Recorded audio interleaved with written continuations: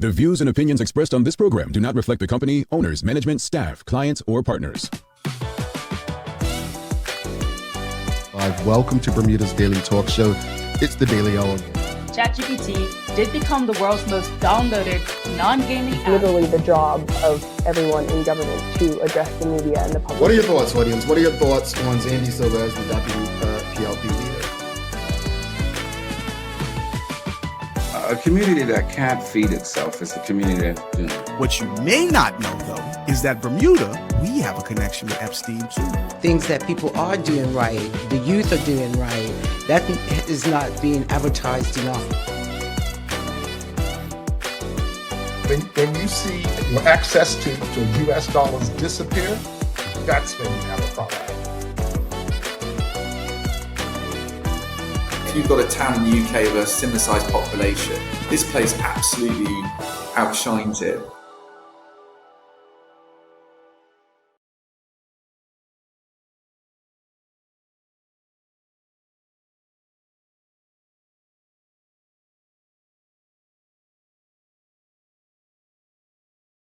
It's Tuesday, the 14th day of April 2026. Welcome to Bermuda's Daily Talk Show. This is the Daily Hour brought to you by the BAC Group of Companies, HSBC Bermuda Medical House, Lindo's, People's Pharmacy, and big love to Hot 107.5 for ensuring that we can pump through the radio airways with these most important community conversations. I'm Jamal Hartman. How's everyone feeling today?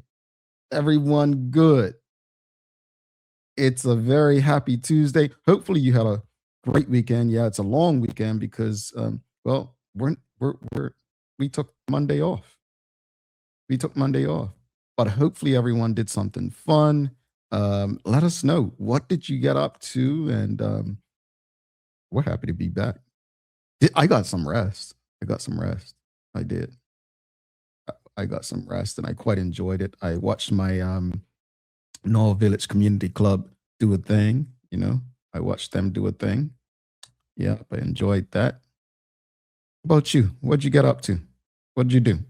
Let us know. All righty. We've got Dr. Anthony Richardson says, happy Tuesday, this sunny full day in London. Okay, Dr. Anthony Richardson, we see you, we hear you out there in sunny old London today. We're happy it's sunny for you. We are. We don't really get to experience too many sunny days in Manchester or London when I was there back in 1993. It's like it was rainy all the time, so I guess a sunny day is a good thing. But hopefully everyone's feeling good. Greetings, everyone, and thanks for making us part of your daily routine. A good one today as we welcome Bermuda's only Olympic gold medalist, Dame Flora Duffy, onto the show. We're going to be discussing her career to date and what she's up to next. Really looking forward to this. The daily play is going to be a remember when, so a little history question per se for you. Audience, don't forget to subscribe on our website, thedailyhour.com. Follow us on all of our social media channels to stay up to date with all that we have going on. Help us grow beyond the mic as we do our part to continue to improve our community.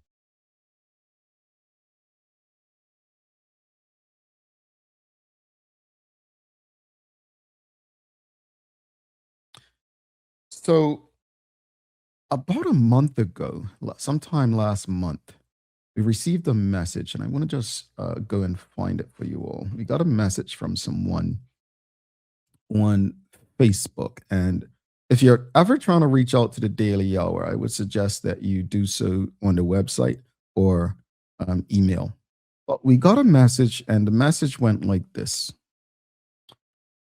Good day. We need a topic about the situation at the ER as people/persons are using social media to vent, which is not solving the problem. It's becoming very serious as families are putting our their great, I'm just going to read as it says here, are putting our great, they are losing lives only through carelessness. Saw in Magic's list just now, there are 37 persons in the ER awaiting beds. Unbelievable. All right. So that's a message that came from an audience member. And let me just say this much. If you don't know. There were some headlines recently. And there's usually headlines, right? We read headlines and we move on. And then there are some others that kind of stop you in your tracks. And this is one of them. A former chief of emergency services, someone who spent 30 years inside Bermuda's hospital system, he warned that the situation with hospital beds has reached a point where lives are at risk. Not inconvenience, not delays, but lives. He described a system where patients being kept in emergency department hallways, sometimes for days, because there are no available beds to move them into. And that practice, known as boarding, isn't just uncomfortable. It increases the risk of delayed care, medical errors, and even death. In fact, he went as far as to say he believes people have already died as a result of overcrowding. Now let that sink in. And here's what makes it even more concerning. This isn't new. This is being described as a long-standing issue tied to poor planning, an aging population, and a system that hasn't kept pace with demand. Now, to be fair, the Bermuda Hospitals Board and the Ministry of Health have acknowledged the problem. They've admitted wait times are too long, surgeries are being canceled, and pressure on the system is unprecedented. They say they're taking action. But the question is it enough? Is it happening fast enough? Because this is very different from a lot of the issues we talk about. It's not theoretical. This is not political. This is about what happens if you or someone you love needs urgent care and there's nowhere to put you. So today, folks, we must ask ourselves a question. And this is your question of the morning. What are your thoughts and solutions on the situation at Bermuda's hospital? We'll take a quick break and we'll be back to discuss this most important community conversation. People's ACW, located at King Edward VII Memorial Hospital, carries over-the-counter medicines, toys, cards, and even toiletries. Our knowledgeable staff are there whether you're at emergency, visiting family, or a member of BHB staff, to show you our best even when you're feeling your worst. People's ACW, we're here for you.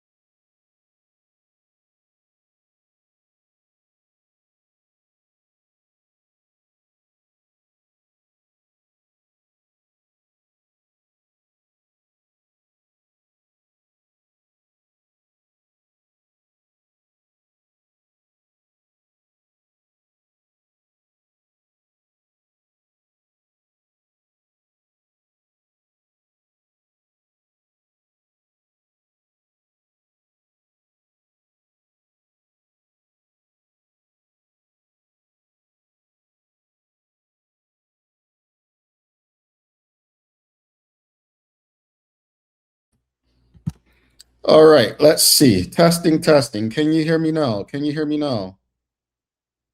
Can you hear me now? Testing. Testing. Can you hear me now? Can you hear me now? Apologies for that. Okay. All right, let's try something now. Apologies for that, audience. This is technology, so forgive us. Technology does what technology does at times. Good thing we got that sorted now, huh?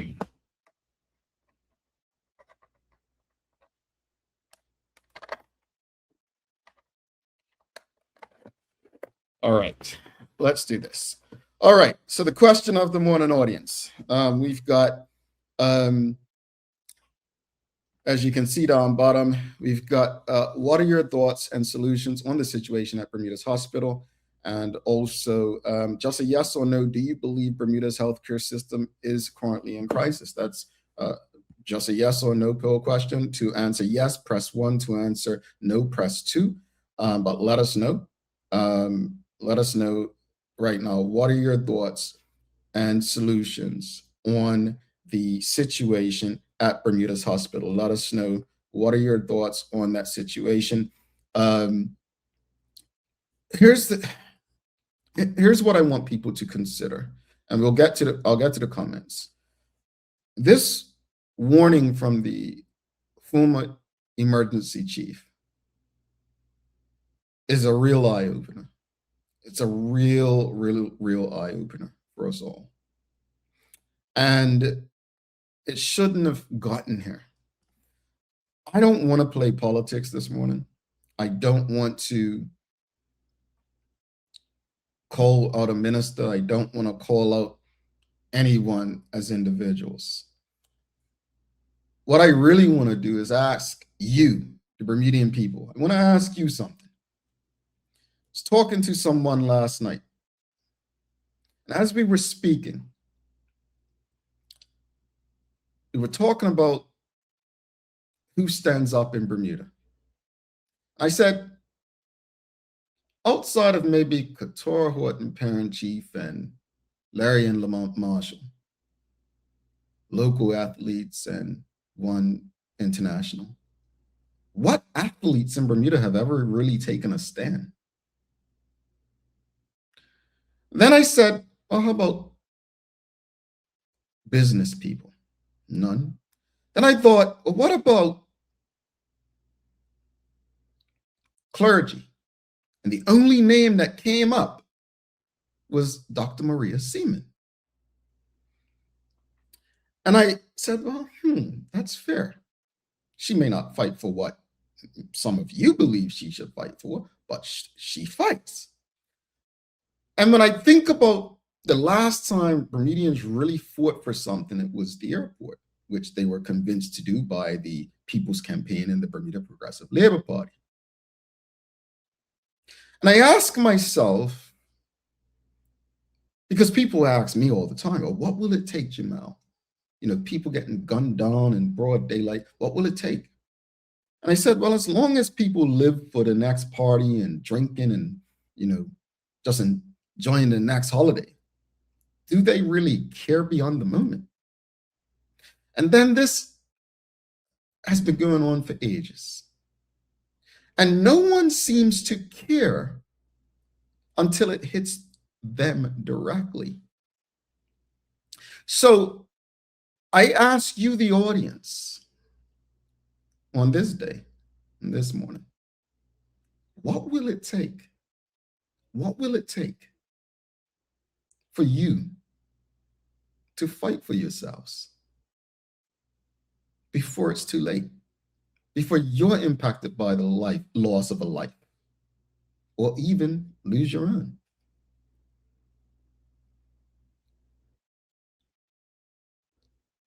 Is the Minister of Health doing enough to address this? Can she do enough? I just don't understand why we would fight for an airport the way we did, which, again, feel how you feel about that. But why we won't fight for our own lives? Do we only fight depending on who the government of the day is? Because I'll tell you what, if the PLP were in opposition, things would be very different. Bermudians learned how to fight, it seems, from the PLP, but also seem to learn how to be passive from the PLP. So I think it's time to put that mirror up in front of all of us and ask, if this hospital situation isn't a breaking point, then what gives? Ross Maven says we care more for our finances than ourselves. And what I think Ross Maven means right here is that we've had people from certain sectors on this show. I love my job and they make this great salary and have great benefits. But that stuff doesn't last forever. Have we always been such a selfish society? I wonder. Anyway, over to you, audience. What are your thoughts and solutions on the situation at Bermuda's hospital? This is your daily discussion brought to you by Titan Express and Secure. We've got Dr. Anthony Richardson says, yes, it's been on life support, flatlining at times, speaking about the hospital. We've got Allison Russell says, a hot mess, lives are at risk. Manuela says, the doctor expressed what I've been thinking for years. The atrium is unnecessary space that could accommodate patient beds. Yeah. We've got Michael Daniels says, I would like to see 1 or 2 satellite medical facilities, preferably administrated by local doctors. We've got Dr. Anthony Richardson says, Bermudians are passive people, leaving it to someone else, but never identify that someone else. Yeah. We've got Shawnette Sumner says, after almost losing my son to a road crash 8 months ago, being handed his discharge papers to take him home, I demanded a meeting with the higher-ups and got it. An advocate board is coming. Okay? Is that okay? I'm glad. Dr. Anthony Richardson says, Dr. Schultz recommendations and transpose them into workable policy. He's been in the trenches, so he knows what is needed, okay? Shawnette Sumner says, my son required 12 days of overseas emergency care at Leahy. We flew out that day. KEMH was sending him home. And then we've got Dr. Patricia Chapman says, good morning, Jamal. You called it exactly what it is. I don't want to be right. Let me be very clear about that. So according to the poll, do you believe Bermuda's healthcare system is currently in crisis? 100% of you believe it's in crisis. That's not good. That is not good at all.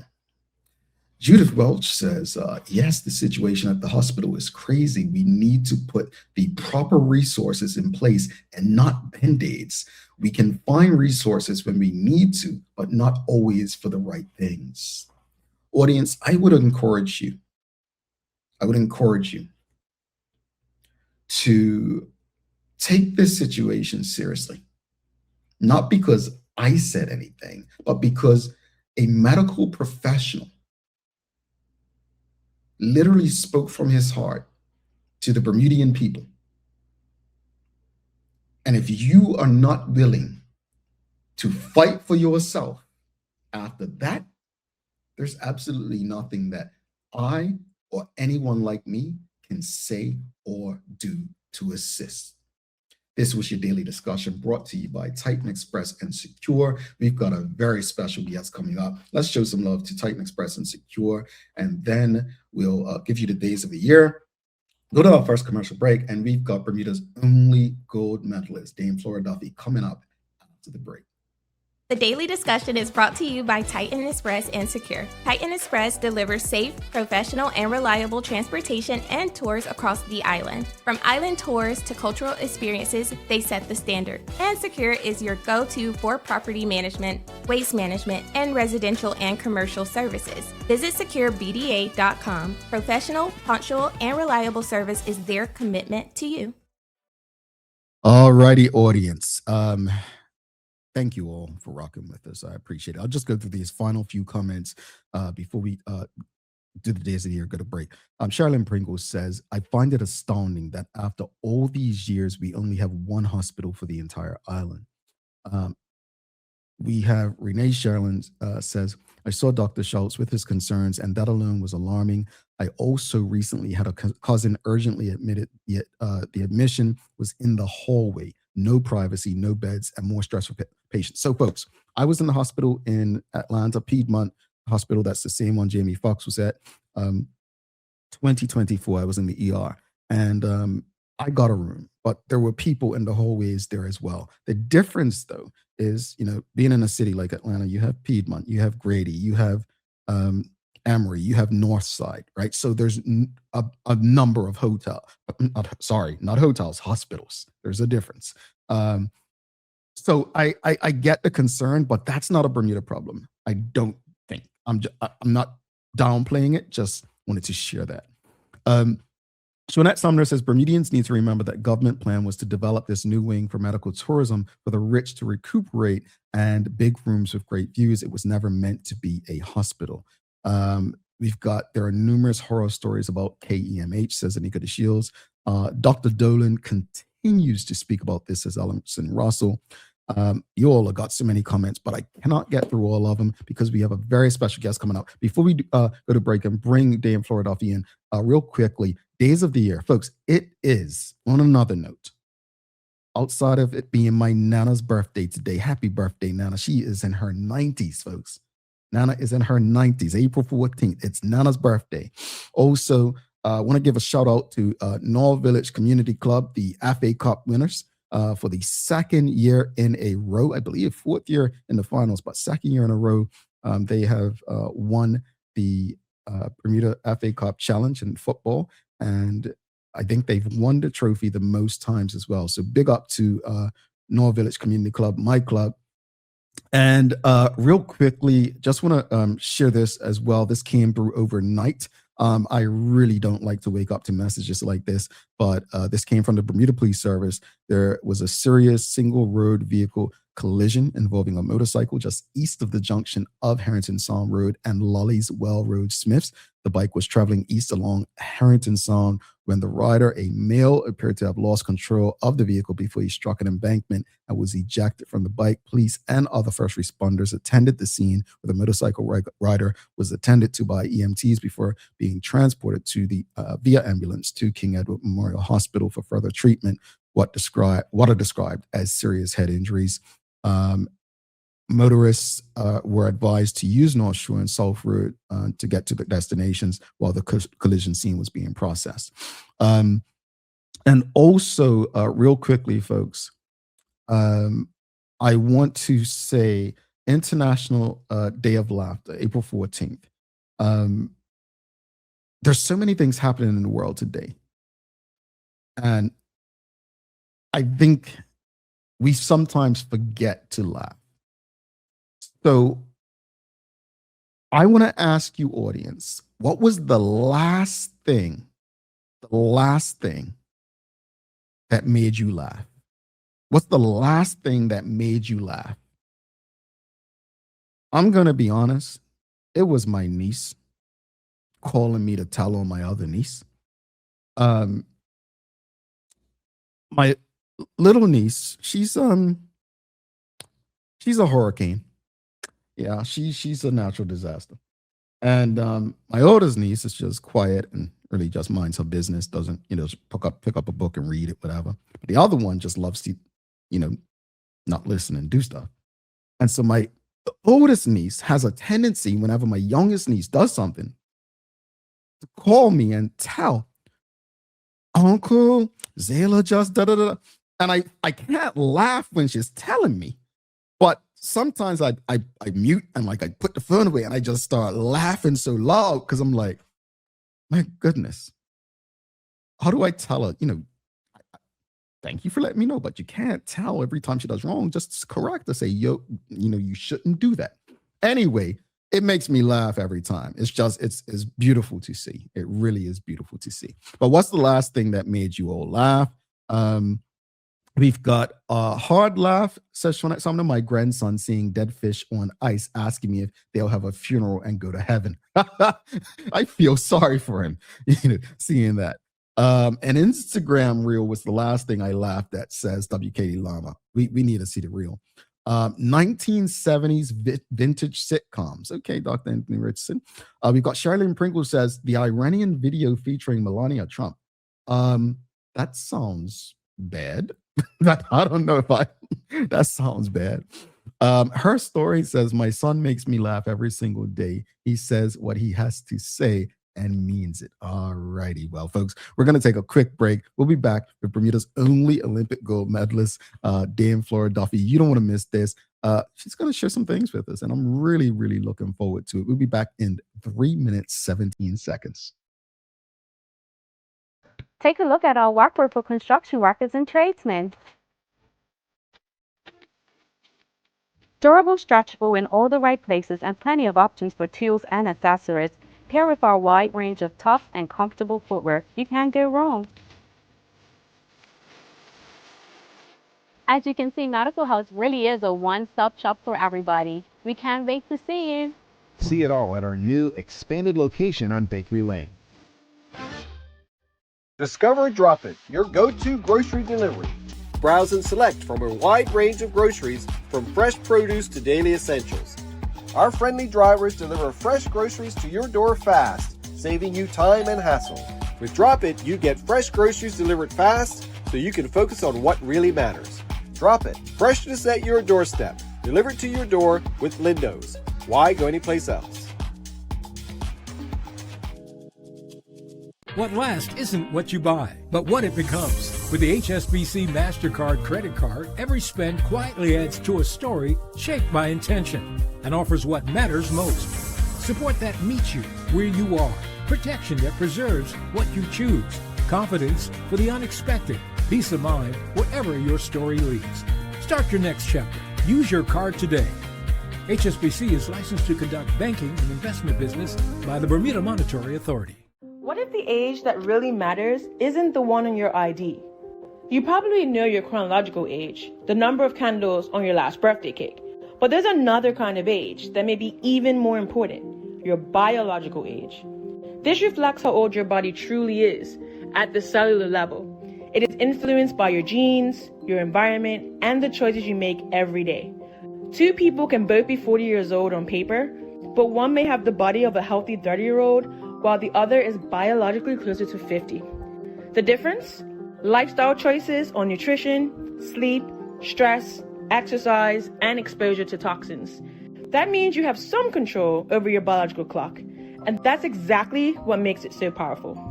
Because when it comes to aging, it's not just about living longer, it's about living better. Want to know your predicted biological age today? Download the free Carrier Genetics app and fill in the lifestyle questionnaire.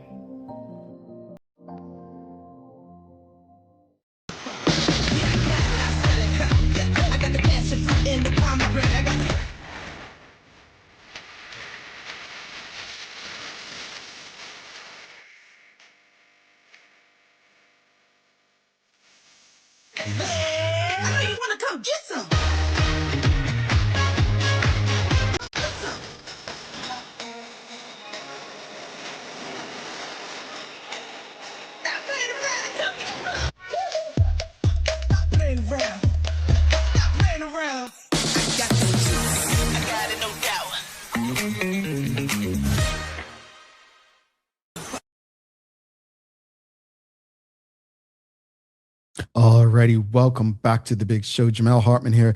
This is the Daily Hour brought to you by the BAC Group of Companies, HSBC Bermuda Medical House, Lindo's, People's Pharmacy, and big love to Hot 107.5 for ensuring that we can pump through the radio airwaves with these most important community conversations. Don't forget to subscribe on our website.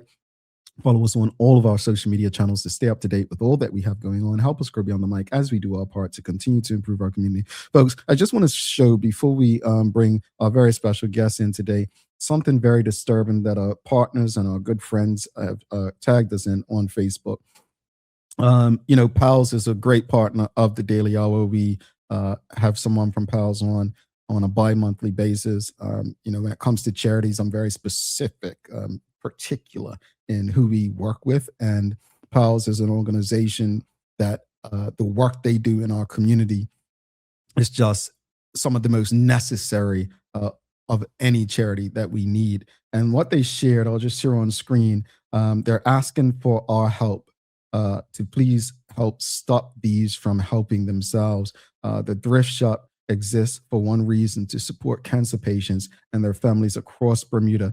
Every single item helps fund care, support services, and hope for those who need it most. It is deeply upsetting to share that we continue to have individuals taking donated items left outside our shop after hours. This is not just taking items, it's taken directly from cancer patients and the services we provide, say Pals.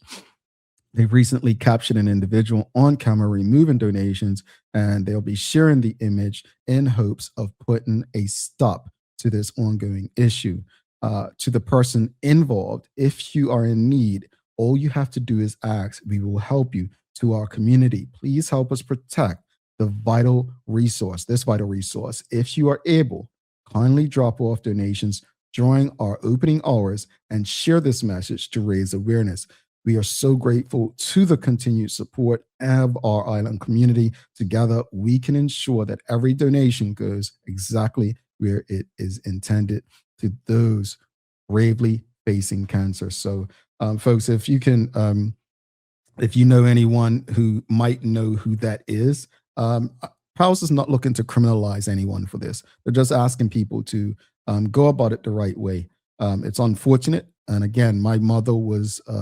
we were very happy to have Pals during my mom's final days. And if you are in need, you don't have to take anything. There are people who are willing to help you. So again, if you can assist in encouraging people not to just take stuff, but to ask for stuff. These are adults. This is an organization who will happily give to anyone who is in need. All right. Well, folks, moving on, we are excited, extremely excited to have a very special guest. She is Bermuda's only Olympic gold medalist. She is someone who Bermudians saw do something that had never been done, pretty much during a pandemic, at a time when people were at their lowest, and was able to lift a country of people with pride, smiles, happiness. Let's give a warm TDH welcome to our very special guest, Dame Flora Duffy. Hello, hello, hello. Hi, good morning. Thank you for having me on the show. Thank you for coming. Thank you for making time for us. We are excited to have you. Before we get into anything, I got to ask you, it's International Day of Laughter. We need to know, what's the last thing that made you just break out in laughter? Oh gosh. I am a person that does like to laugh a lot, so I do that daily. But I was listening to the show as I was backstage, and I think I have to agree with you. For me, it's when I get like content from my nephews. They're little, they're like 7 and 9, and they'll just be, one of them will be telling on the other, or like just little things that come out of their mouths, like always just make me laugh and put a smile on my face. And it's so authentic because they don't even know that they're funny. Like they're doing it like because they're trying to get favor with you over the other, but not even to. It's just so funny. It's so funny. But I know it is, and sometimes they'll call me out as well, and that'll also make me laugh about something or So that's just good fun to have around. Love it, love it, love it. Well, thank you once again for joining us. And folks, if you have any questions or comments for Dame Flora Duffy, you can send them through and we'll get through as many as possible. Let's start here. You came on this show immediately after winning gold, and we had a conversation. And I want to go back there for a minute. When we're talking 5 years later this year, when you reflect on becoming Bermuda's first Olympic gold medalist, how has that moment shaped you both as an athlete and as a person since? Well, I think if I look back on it, it's the journey, right? And it's not like the year journey leading into the 2020 or 2021 Olympics. It's the whole 20-year process that it took to get there. The three other Olympics, I lose count. The three other Olympics that I'd gone to prior, all of the experiences that I'd learned along the way, the good times, the bad times, the coaches that I'd worked with, the training partners that I got to spend many hours training alongside with. So I think all of that really helped shape me as a person, shape me as an athlete, figure out my racing style, race with confidence. Um, and then, winning the gold medal, which was the goal, that was the icing on the cake. I don't think I was a different person the day before that race to the day after that race. And which I do think is very important. Yeah, what really shaped me is the entire journey that it took to get there, and the amount of people that helped me and influenced me along the way. Yeah, the process. Yeah, the Yeah, process. yeah. And let's speaking about the journey though. Speaking about the journey, it hasn't been without challenges, right? What have been some of the toughest moments you faced, and how were you able to push through them, overcome them? Yeah, it definitely hasn't been without challenges. The biggest ones that I faced are injuries, right? I mean, to race as a professional athlete, you need your body to be healthy, or as healthy as it can be. And if you're injured, you can't race. And for me, that's what's my passion, to race. It's my income. I have sponsors. I have pressure and expectations to be out there performing. So that's really difficult to manage, to handle it, both mentally, emotionally, physically. It all hits you when you're injured. And so I've had quite a few bad ones that I've really had to battle through, and really lean on the people around me. And it's certainly been a journey of figuring out exactly, okay, what treatment is going to work for this injury, because it might have worked for a previous one, but now this one's different. And so it's definitely very stressful. So yeah, that's definitely my biggest challenge. And if I think back to the last 2 years, I mean, since the Paris Olympics in 2024, I've been really motivated and excited to race, but just my body just has been breaking down with other injuries. I've struggled with an Achilles injury for the last year. And yeah, it's just so frustrating because you want to get out there and race, but your body has other ideas. As you speak about your body, and not necessarily breaking down, but not giving you what it once gave you, emotionally, mentally, is there a point where athletes like yourself have therapists that you're able to speak to as you're going through this? Yeah, I've worked with sports psych throughout my last few years. That whether that's dealing with injuries, dealing with pressure, expectations, anything that's going along in your journey. And I think it's very common, and it's certainly very, very helpful. Yeah, it's something that's helped me as I've navigated these injuries and the mental and emotional stress that puts on you, which, the physical side of it, yeah, once I get a rehab plan and I'll do my exercises and go to the gym and do all those little things, but being able to deal with and manage the mental and emotional side of it, like that's a really tough piece. So having someone to speak to, I found extremely valuable. Indeed. At this stage of your career, how would you describe your mindset, having dealt with all you've dealt with physically? What continues to drive you every day? Well, yeah, I've been racing a long time now, and so I've definitely gone through various chapters of my career and how that's affected my mindset, and I've learned so much. But for the longest time, what drove me was the Olympics, racing there, racing for Bermuda, representing my country, like that just completely drove me. It was my ultimate dream. And so I feel very privileged that I've gone to five. And now I would say, right now I'm at more of a reflection point in my career, and what drives me, what gets me out of bed to train all day and do it again and again and again. Eat, sleep, train is basically what my life has been. And so, when your body starts to break down and everything gets harder, and hard job art gets even harder and more difficult, it really makes you question, okay, why am I doing this? What is my goal? Is my body still up for the challenge? And so, it's definitely something that I've been thinking about quite a bit lately. And I think that's okay. As your career goes on, what drives you is going to change, and it's going to mean different things at different points. I don't know why I feel like I'm getting emotional, but I'm just gonna ask you right now, because I Googled, I used AI, I tried to find out, so I just think it's appropriate to ask you right now. Has Dame Flora Duffy participated in her last Olympics? I have. Yep. Yeah, 2024 was my final Olympic Games. That was 5 Olympics. And so I will not be going to LA 2028. Well, I will not be competing there. I'm hopeful that I'll be there watching and supporting all of the athletes, shouting for all of the Bermudian athletes that are there, and supporting in any way I can. But yeah, it's the end of a big journey for me, and it feels right. I have closure about it. When I think about the LA Games, I don't think, oh man, I wish I was going to be there racing.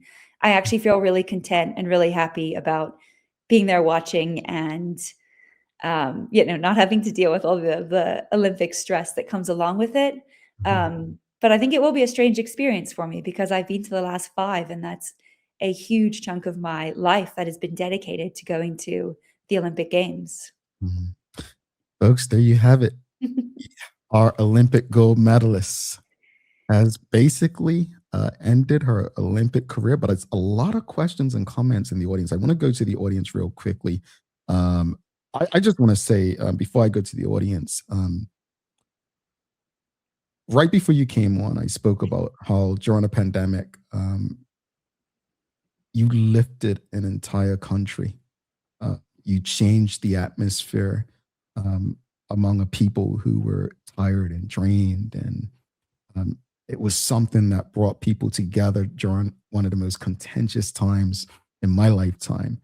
And I hope you understand how important of a role you played in Bermuda at that time. And I think that's the emotion that I'm feeling right now, is because you're going out on the way you want.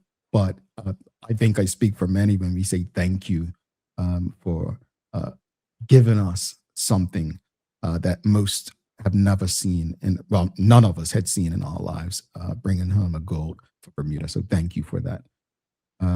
Let's go to the audience. We've got Shawnette Sumner saying, as a child, how did your parents prepare you for what you have accomplished today?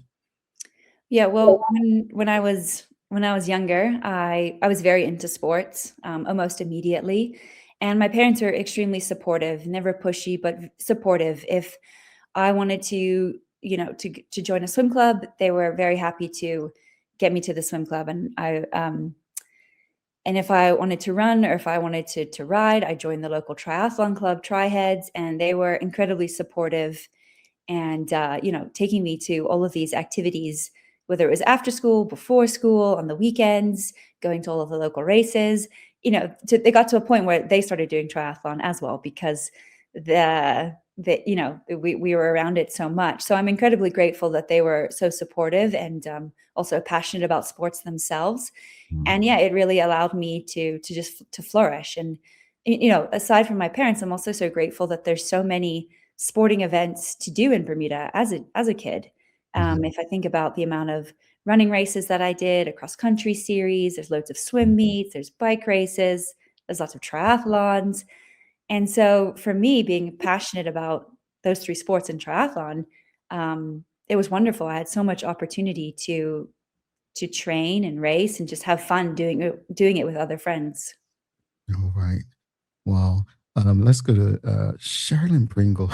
Says, how did it feel driving down Flora Duffy Hill the first time? And do you sometimes forget and call it Corkscrew Hill? Yes. Well, it was definitely a very surreal moment, and it still is. I can assure you that that's something that never becomes normal. I was at home in Bermuda a couple weeks ago, and we drove down it, and I was just like, "Oh my gosh, it's just so crazy." So it's incredibly special, and it also flashes me back to memories of racing up that hill many times, and it brings back all of those emotions. And I do sometimes call it corkscrew, but I do that sometimes because it feels strange for me to be calling it Flora Duffy Hill when I'm Flora. Um, but I do think as the years have gone on, um, I've thought of it less as corkscrew and more Flora Duffy Hill, which, yeah, it's very special. That's funny. Just forget it's called that. Renee Sherlin says, "Hi, Flora. How do you feel about Miles Otterbridge winning gold medal in Carifta? Do you feel we have a new generation of elite athletes coming up, and how to help them excel even more?" Oh, yeah, I was following the Carifta Games, and yeah, Miles had an incredible meet. It was really, really cool to see how well he performed. And I mean, Carifta is particularly in track, it's incredibly competitive. So to see a Bermudian do that well to win, I mean, yeah, it's great. He's obviously very, very talented, and yeah, now comes the tricky part of how to develop from sort of this junior U23 level into an elite. And so I'm sure he's got a great team that he works with, and hopefully gets lots of opportunities to go race and train abroad. But yeah, just to see that talent, not just him, because there was other medals too, right, in track and field, and then also in swimming. Yeah, it was really great to see, and it does definitely feel like there's a new generation of athletes here representing Bermuda, and they're hungry and they're talented and motivated, and that's really wonderful. And I hope they continue to get all of the support that they need, and they can go on and chase their goals and their dreams. Well, what advice would you give to because Bermuda is very small. I mean, well, I think people now put in perspective. Teo did something recently where he put in perspective on this show how incredible your feat was. Like, I don't think a lot of people understood that. But there are so many young athletes who they just don't feel like, they'll have the opportunity to be successful in sport, regardless of what sport it is, because they're from tiny Bermuda. Like, what advice would you give them to believe and achieve what's possible? Mm-hmm. Yeah, I mean, it's certainly harder because you do have less resources available to you, and typically, financially, it is more difficult as well because you need to ideally leave Bermuda and go train abroad, where you are exposed to a much bigger pool of athletes. I mean, as you said, Bermuda is very, very small, so you need that exposure, and that's just not easy to do for many reasons. But, I would always just come back to say you just got to keep believing in yourself. And just because we are from a tiny island, it doesn't mean we can't go on to achieve big things at the world stage. I mean, I'm not the first person to do it. There's been quite a few before me, and across various sports. So I would just, encourage them to keep believing, keep focusing on getting better, enjoying the process, and not focusing too much on the end goal, but focusing on that daily process of, okay, breaking down their goals of what it's going to take to get to an Olympic Games or whatever their big goal is. But just to keep believing in themselves, using every resource that they have available to them, and leaning on or reaching out to those that have done it before and seeing what advice or what resources or connections they might have. For those tuned in on the radio, you're listening to Bermuda's only gold medalist, Olympic gold medalist, Dame Flora Duffy. Charles H. Jeffs II has a question. He says, did you know in 2024 that would be your last Olympics, or did you wake up one day after and say, that's it? No, I knew. I knew that 2024 would be my final Olympics. It's funny, actually, because after the 2021 Olympics, when I won, I was like, okay, I'm done with the Olympics. I'm not going to go back. And then about a year after the games, I was like, okay, actually, no, I want to go to Paris. I want to go and try and defend my gold medal. And so, I very clearly knew. But then as Paris approached, I was, very, very sure that this was my final games, and really tried to enjoy it as much as I could. And I mean, being in Paris, I just had so much gratitude for the previous games and how everything went exactly right in Tokyo, because it's so hard on that one day to get everything right and win a medal. No more Olympics. What's next for Flora Duffy? What do you envision life being like after your career is done? Well, that's a good question, I suppose. It's something that I'm thinking about now. And after the Paris Olympics, I wanted to switch and do more long course triathlon, so half Ironman, not quite full Ironman. That's still a little crazy in my head. But yeah, as I've mentioned, my body has had other ideas, and I've struggled with a lot of injuries. So I am definitely at a reflection point of like, okay, well, what's next? I always knew that this career had to come to an end at some point, and so thinking about, okay, well, what's going to fulfill me and bring me joy post triathlon. And so I'm definitely having conversations and seeing where there's opportunity and seeing where I can best use my platform to give back to the community of Bermuda that's given me so much, give back to some of the new generation that's coming up. And so yeah, just really assessing all that's coming my direction and seeing what I want to do next. Indeed. Charles H. Jeffs II, he says, what advice do you have for elite athletes in getting the financial support needed? It sounds like you're willing to be a resource for them. Mhm. Yeah, I mean, I definitely am, but I don't have all the answers. I definitely don't have all the answers, and it's extremely challenging. I mean, we are from a small country, and so the amount of funding that we receive from our Bermuda Olympic Association, they do their best and they give what they can, but it's nothing compared to larger countries. And so it's really tricky, and unfortunately I think you need to perform first, have some credentials before you'll get a bit of interest, whether that's from local companies, local insurance companies, or whatnot. And so yeah, I don't have the answer. It's really tricky, and but just using whatever resources come your way. Indeed. We've got Couture Horton Parenti says, we are so terribly proud of Flora, a role model and a legend. Whatever's next will be incredible. I hope it's diving camp though, because your girl isn't wonderful jumping off the rocks yet. Love you. Speak about the camaraderie between yourself and other local athletes and how important that is in pushing, in particular, Olympic like sports forward. Yeah, Katura giving me a hard time there because she saw a video of me jumping off a rock at Admiralty House, and I wasn't so graceful. I sort of, I was quite nervous and scared. So yeah, for her seeing that, she's probably like, "Oh, come on, Flora." But it's funny. Katura and we met in 2006 at the Melbourne Commonwealth Games. We were roommates, so we've known each other for a very long time. And yeah, and otherwise, I don't.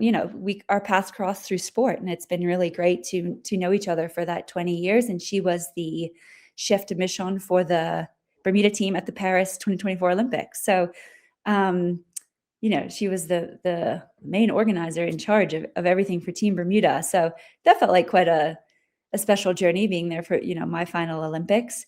But, Bermuda's a small place. So all of us athletes, we're all facing similar challenges, and we're on a similar journey. And so it's great that, yeah, we can get to know each other quite well, whether we're at a major games together or just training locally in Bermuda. If the amount of people that I bump into the pool, or if I'm at the track and out in the roads riding. And yeah, that's actually like a really cool and special part of being from a small island as a professional athlete is getting to know the others and the special bond that you share. Are there any young and upcoming athletes who maybe you mentor or you speak to on a regular basis, or will you be looking to do that post your own athletic career? At the moment, I would say there's no one, in particular, but if athletes approach me with questions, I'm more than willing to answer and give my advice if I have, Mhm. reasonable advice and, but yeah, I'm always happy to do that and give back and share what I know and share what's worked for me and what's helped throughout my journey. But I certainly don't have all the answers. But Mhm. yeah, I'm happy to do so. Mhm. And as I look to what's next, and I have a bit more time and energy and brain capacity because I'm not solely focused on training and recovering and it's takes that takes a lot of energy. So Mhm. looking to the other side, I'm excited to have a bit more energy for other things. Final question from me. As you reflect on your career and your accomplishments, how did it feel to represent Bermuda? How did it feel to be out there carrying the flag, the pride of a nation? How did that feel? And what will you miss most about that? Well, it's very, very special to represent Bermuda. I mean, we're a small country, so as I've mentioned, not a lot of people get to do it, and it's not like you see a Bermuda flag at every sporting event. Typically, you're the only person there, so you're very proud to be flying the flag and to be representing. I think for me, I'm so lucky that I've got to stand on the top of the podium and watch the flag being raised multiple times. So that's something that I will cherish forever. And it's yeah, one of the most special things about my career. If I think back to the Tokyo Olympics, I mean, I won, I was standing on the top of the podium, and then next to me was a British athlete, and then third place was a US athlete. And it was incredibly special and powerful and moving and all of the words, all of the emotions to see the little Bermuda flag being raised the highest. And below it was a GB flag and below it was a US flag. And I just thought, wow, well, that's a pretty special moment right there because we're an island of, I don't know, 64,000 people. Mhm. And here we are. The flag is flying the highest on one of the biggest sporting days in the world. What would you say to all those tuned in who have supported you and rocked with you your entire career? What would you say to them today? Well, I'm incredibly grateful and thankful for everyone that's supported me throughout my career. I've had so many people do that from when if I think back to when I first did a triathlon at 7 or 8 years old, and I joined the local triathlon club, Triheads, and which still goes on today, and it's doing super well, to my swim coaches, to my running coaches that I've had, and, yeah, just there's so many people that have helped me and been willing to give their time and support and didn't know that this was gonna lead to an Olympic gold medal or world titles. They were just happy to help a passionate, young girl, achieve her goals or chase her dreams. So, I'm incredibly grateful, and I'm also so thankful for all of the support that I received post Tokyo. That's still incredibly special when I came home afterwards, and you touched on this earlier, how much it meant to everybody in such a difficult time, and yeah, that's something that I could never have imagined, the support and the meaning that it's meant to so many. So I'm, yeah, just so grateful and full of gratitude for everything that's gone on in my career, everyone that supported me, and, yeah, that's the feeling I'm leaving with is just, yeah, gratitude. And I just want to say once again, thank you for making time for us and engaging this audience, both online and on radio this morning. Thank you for always including us in your career, your developments, your triumphs, your challenges. Whatever you choose to do next, I know that because of what you've done for us and how you made us feel, we'll be right behind you. So I just say thank you on behalf of Bermuda. And we hope to speak to you very soon. Have a wonderful day, Dan Flora. Thank you. All right.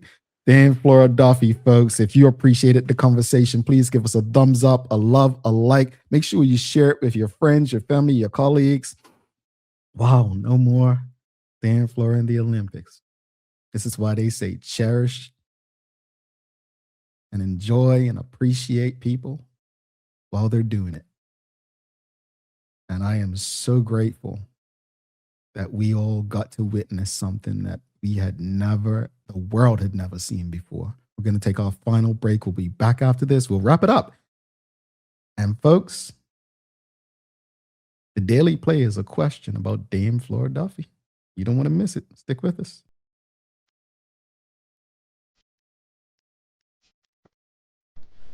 For over 70 years, Bermuda Pest Control has been protecting homes and businesses island-wide. We offer a full suite of services, including rodent control, termite fumigation, and general insect control and maintenance. Our team of experts will quickly and efficiently eliminate any pest problem you may have. With Bermuda Pest Control, you can enjoy a pest-free home in no time. We're committed to providing fast, reliable, and solution-driven services for our customers. It's what we've been doing since 1952. Call Bermuda Pest Control today and say goodbye to pests for good.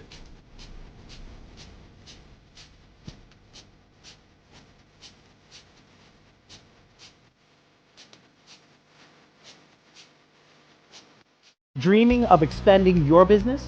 With BDC's Loan Guarantee Program, we support your ambitions. Get up to 75% guarantee on bank or credit union loans up to $300,000. Just your vision and our support. Apply today and unlock new business opportunities. BDC, Bermuda Business starts here. Bermuda, there's nothing like a home-cooked meal, especially when you can feed the whole family without stretching your wallet. With the affordable Bermuda basket, you'll find savings on everyday staples like rice, chicken, corn, and more. Everything you need to make a good meal for less. Shop the Bermuda basket at Lindo's, Marketplace, the Garden Market, and the English Market. Visit costofliving.gov.bm to see the full list of goods and start planning your meals. This is a message from the Ministry of Home Affairs.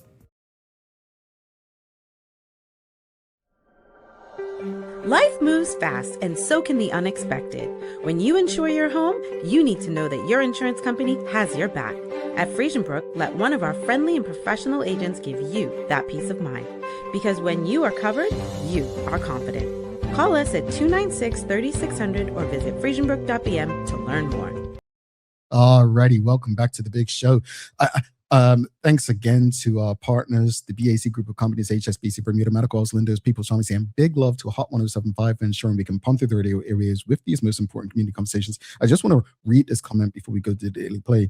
Charmaine Russell says, hopping on late and not even sure of the topic with Flora Duffy. I did hear you ask about mentoring or helping our other athletes. I just wanted to say that the Flora Fund has helped my son in his athletic journey by helping to fund a couple of his track meets overseas in the last 2 years. So thank you. Man, that is wonderful. That is wonderful. That is wonderful to see. Very happy to know that Dame Flora is already benefiting another generation of athletes. All right, folks, it is time for the Daily Play brought to you by Bermuda Trivia. Available throughout Bermuda. So make sure you got Bermuda Trivia. Don't forget, Shoe Buy, the original, will be back in stores this summer, and there will be a summer edition released as well. You can find the latest sports edition of Bermuda Trivia in stores as well. People's Pharmacy and Phoenix stores have that. Follow Bermuda Trivia on Facebook, Instagram, Twitter, X, and TikTok to find out why it's Bermuda's favorite trivia game. All right, audience, are you ready? It's a remember when. And if I think my research tells me I have the right answer to this, I said it's going to be about Dame Flora Duffy. So hopefully you all get it right. Flora Duffy participated in her first Olympics in what year?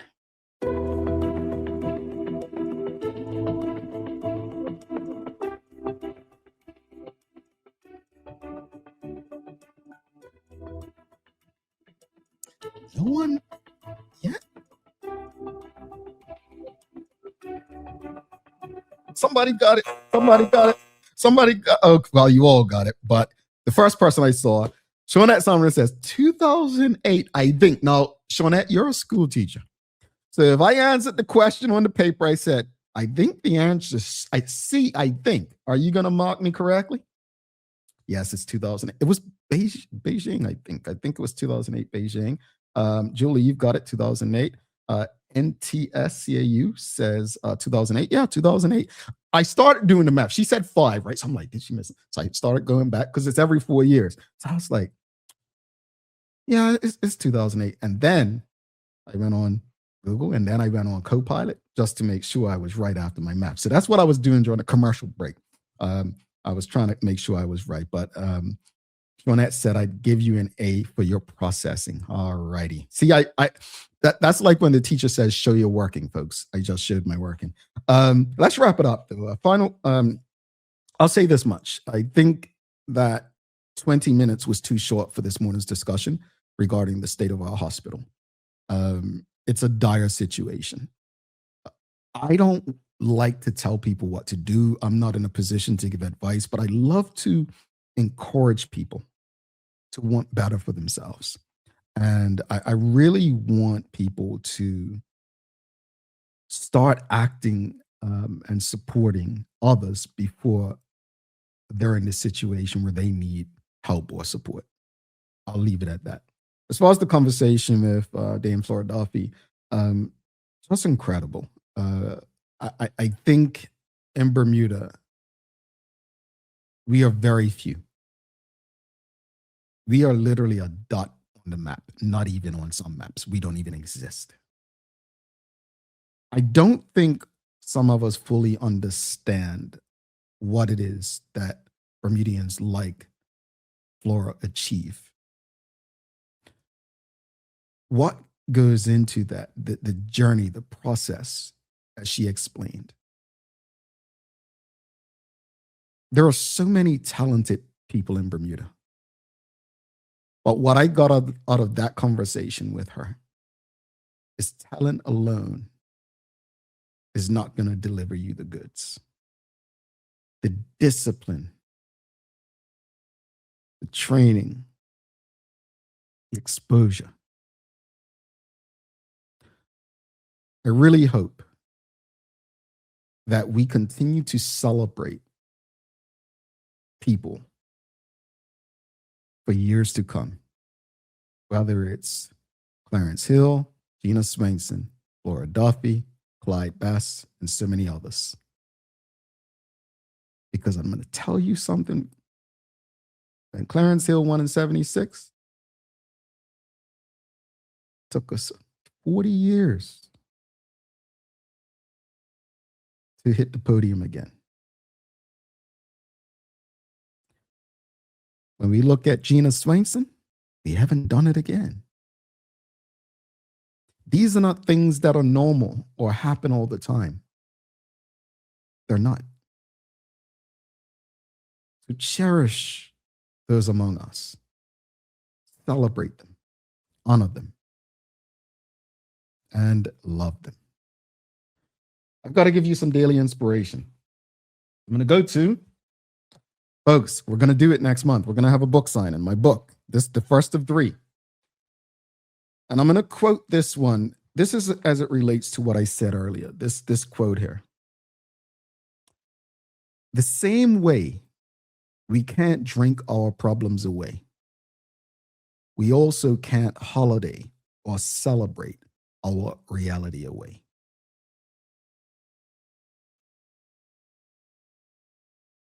I say that because the hospital situation, as I mentioned, is dire. We have Bermuda Day and Bermuda Heroes and all summer long county games, cup match. We have very short memories. We have very short memories. Alrighty, folks. Don't forget to subscribe on our website. Follow us on all of our social media channels to stay up to date with all that we have going on. Help us grow beyond the mic as we do our part to continue to improve our community. Thanks again to our partners, the BAC Group of Companies, HSBC Bermuda, Medical House, Lindo's, People's Pharmacy, and big love to Hot 1075 for ensuring that we can pump through the radio airways with these most important community conversations. As always, we appreciate you, we love you, and we thank you for making us part of your daily routine. If all goes well, we'll be back to do this again with you tomorrow. I'm Jamal Hartman. Please do make it a safe and a great day. We are out. Peace.